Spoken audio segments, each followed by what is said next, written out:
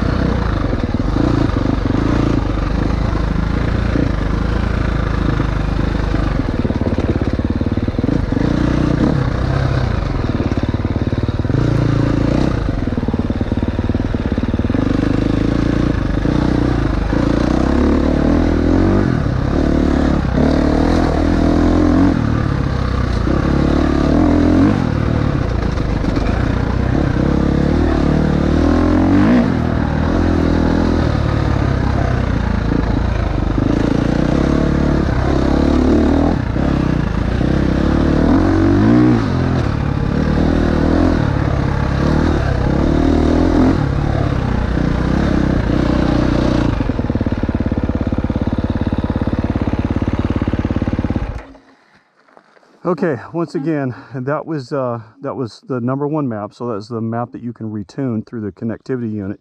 And I've got it on the aggressive mode, engine braking all the way down. Like I said, it is hands down much better than what it was. So the KTM Connectivity Unit is a huge improvement.